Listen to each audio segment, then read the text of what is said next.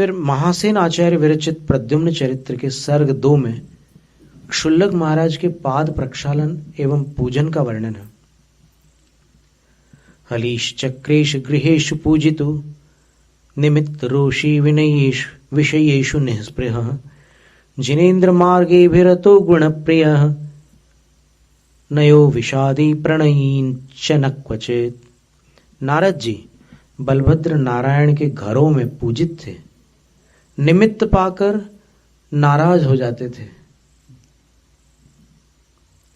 विषयों के प्रति इच्छा रहित थे, जिनेन्द्र देव के मार्ग में लीन रहते थे। जिनेन्द्र देव का मार्ग कौन सा है? मोक्ष मार्ग, उसमें लीन रहते थे। गुण प्रेमी थे तथा जो किसी पर दुखी होने वाले नहीं थे तथा स्नेह करने वाले भी नहीं थे। वाच वाचम मधुराम तपोधनम विधाय पूजाम वसुदेव नंदन किमत्र कार्यम कृतमद्य यद्गृहम निरीह पूतम पद पद्म पांशुभिः। बड़ा सुंदर काव्य है। वसुदेव के नंदन नारायण श्री कृष्ण ने पूजा करके तपोधन, तपोधन शब्द पर ध्यान देना, रत्नकर्ण में भी तपोधनाय शब्द आया था।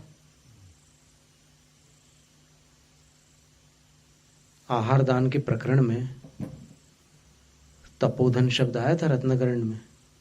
कहां आया था?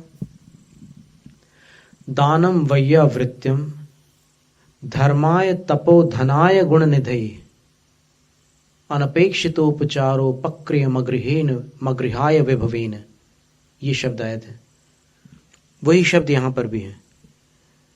तो वसुदेव के नंदन नारायण श्री कृष्ण ने पूजा करके तपोधन नारद जी को मधुर बात कही, आज मेरे द्वारा यहां कौन सा पुण्य कार्य संपन्न हो गया जो आपके चरण कमलों की धूल से मेरा घर कामना किए बिना ही पवित्र हो गया। कृष्ण जी कह रहे हैं कि आप एकदम अचानक आ गए और आपके चरण धूल से मेरा घर पवित्र हो गया। इसी ग्रंथ के 5वें सर्ग में नारद मुनि द्वारा पुत्र के समाचार लाने का आश्वासन मिलने पर रुक्मिणी की दशा का इस प्रकार चित्रण है। एवं तदीयमधिगम्य वचो विशोका रुक्मिण्यवोचत मुनिं मृगशावनेत्रा तातस्त्वमेव भगवन् जननी त्वमेव तत्पाद पद्म रजसा विरजीकृतास्मि। इस प्रकार उनकी बात को समझकर हिरण के बच्चे जैसे नेत्रों वाली रुक्मिणी ने शोक रहित होकर मुनि से कहा, हे भगवान, आप ही पिता हैं और आप ही माता हैं।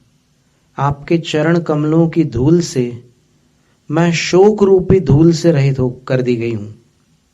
यानी मेरे ऊपर जो शोक की धूल थी वो आपके चरणों की धूल से दूर हो गई।